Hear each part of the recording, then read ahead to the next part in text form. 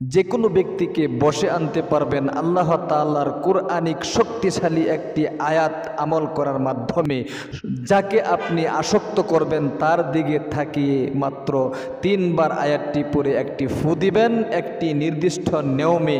আমি বলে দিব নিয়ম কানুনটা, ইনশাআল্লাহ আপনার প্রতি সে আসক্ত হয়ে যাবে। অনেকের পরিবার সংসারে কিন্তু স্বামী স্ত্রীর মিল থাকে না, মোহাব্বত থাকে না, ভালোবাসা থাকে না। এরকম ঝামেলার মধ্যে অনেকেই কিন্তু পড়ে রয়েছেন। সুতরাং আপনাদের স্বামী স্ত্রীর মিল, মোহাব্বত আর ভালোবাসা তৈরি করার জন্যে একটা আমলই যথেষ্ট, কোরআনিক আমল, খুব পাওয়ারফুল আমল। সুতরাং অনেকের সন্তান সন্ততি কথা শোনে না, অনেকের সন্তান সন্ততি অবাধ্য। এই সমস্ত সন্তানদেরকে বাধ্য কিভাবে করবেন? এই আল্লাহ তাআলার কোরআনিক এই শক্তিশালী আমলটা আপনি করেন, ইনশাআল্লাহ আপনার সন্তান বাধ্য হবে এবং আপনাদের স্বামী স্ত্রীর মধ্যে মিল মোহাব্বত হবে। এমনকি পরিবার সংসার থেকে যত ধরনের অভাব অনটন আছে, যত ধরনের মুসিবত আছে, সব কিছু আল্লাহ তাআলা দূরীভূত করে দিবে একটা আমলের মাধ্যমে। আল্লাহু আকবার। এই জন্য আমি অনুরোধ করে বলবো, কোরআনিক শক্তিশালী আমলটা আপনাদেরকে শিখতে হবে এবং আমলটা করতে হবে। কিভাবে আমলটা করবেন আমি হাদিসটা বলে নিয়ম কানুনটা বলে দিচ্ছি। প্রিয় দিনী ভাই এবং বোন, নবী করিম সাল্লাল্লাহু আলাইহি ওয়াসাল্লাম স্ত্রীদেরকে অনেক মোহাব্বত করতেন, ভালোবাসতেন। নবীজি বলেছেন, তাম দুনিয়ার মধ্যে যা কিছু আছে সব কিছুর চাইতেও একজন নেককার স্ত্রীর মর্যাদা আল্লাহ রাব্বুল আলামিনের নিকট অনেক বেশি।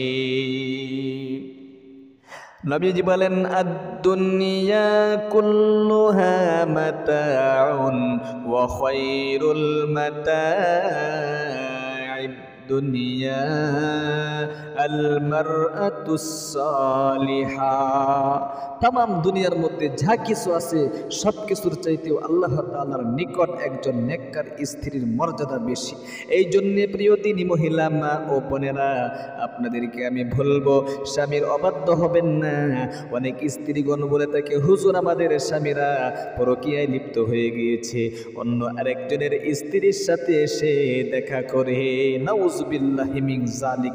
এই সমস্ত কাজ যে সমস্ত স্বামীরা করে, অবশ্যই আপনি এই আমল শুরু করেন।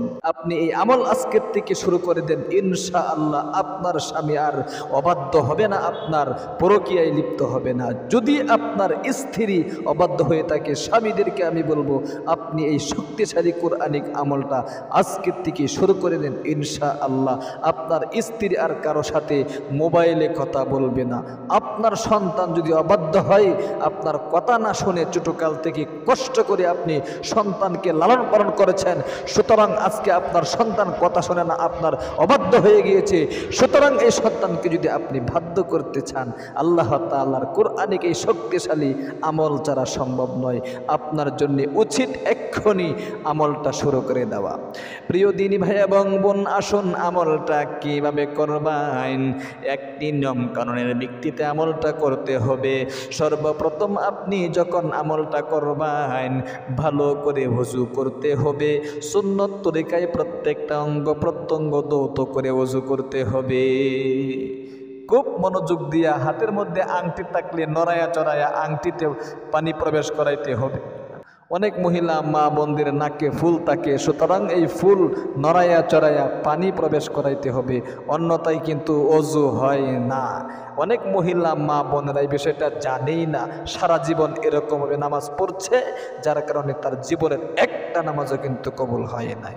আপনার ওযু হয় নাই, নামাজ কিভাবে হবে? এই জন্যে প্রিয় দিনী ভাই এবং বোন, অনুরোধ করে বলবো, সুন্নত তরিকায় সর্বপ্রথম আপনাকে ভালো করে ওযু করতে হবে। ভালো করে ওযু করবেন। ভালো করে ওযু করার পরে আপনি আকাশের দিকে তাকিয়ে একবার কালিমায়ে শাহাদাতটা পাঠ করে নেবেন। আশহাদু আল্লা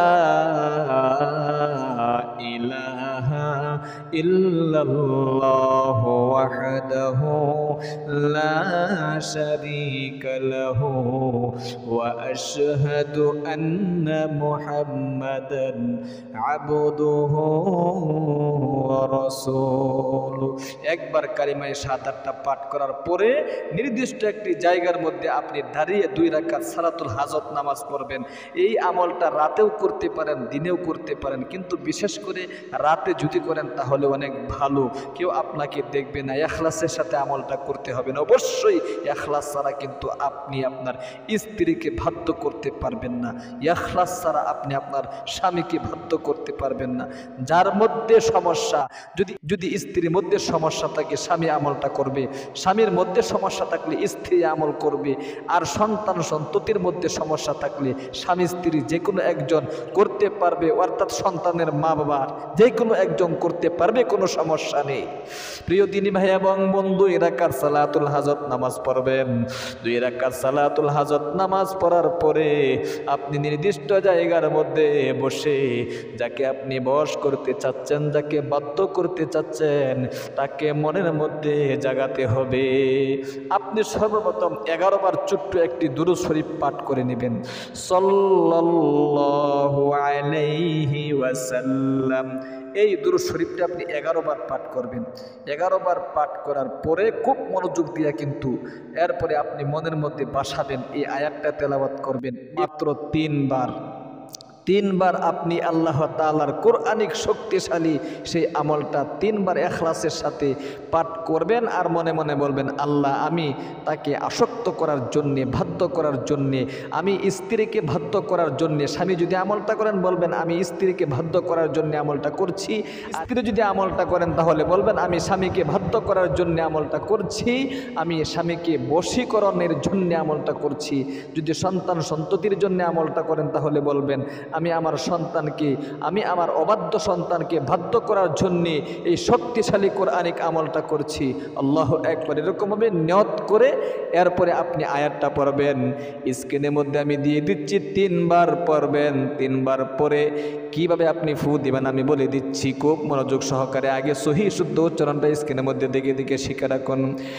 ইউহিব্বুহুম ওয়া ইউহিব্বুনাহু, বলেন সহি শুদ্ধ উচ্চারণটা শিখতে হবে, অন্যথায় কিন্তু আমল কবুল হয় না। ইউহিব্বুহুম ওয়া ইউহিব্বুনাহু আজিল্লাতিন, বলেন বলতে হবে, অন্যথায় কিন্তু সহি শুদ্ধ হবে না। আজিল্লাতিন আলাল মুমিনিনা আইজ্জাতিন আলাল কাফিরিন। 3 বার পাঠ করতে হবে, চোখ বন্ধ করে পাঠ করবেন। যখন আমলটা করবেন তখন চোখ বন্ধ করে আমলটা করবেন, খুব মনোযোগ দিয়া। এখন দেখে দেখে আমার সাথে সাথে সহি শুদ্ধ উচ্চারণটা শিখুন। ইউহিব্বুহুম ওয়া ইউহিব্বুনাহু আজিল্লাতিন আলাল মুমিনিনা আইজ্জাতিন আলাল কাফিরিন। খুব মনোযোগ দিয়া। ইউহিব্বুহুম ওয়া ইউহিব্বুনাহু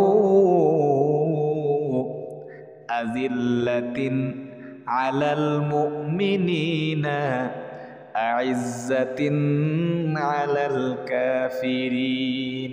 3 বার এই দোয়া পাঠ করার পরে এই যে এরকম ভাবে আপনার হাতের আঙ্গুলগুলো ধরে ফু দিয়ে এরকম ভাবে কি করবেন, যাকে আপনি বাধ্য করতে চাচ্ছেন, যাকে বশীকরণ করতে চাচ্ছেন তার দিকে আঙ্গুলগুলো আপনি ছুঁড়ে মারবেন, অর্থাৎ তাকে মনে মনে আগে রাখতে হবে, এরপরে আপনি আঙ্গুলগুলো ছুঁড়ে মারবেন একবার।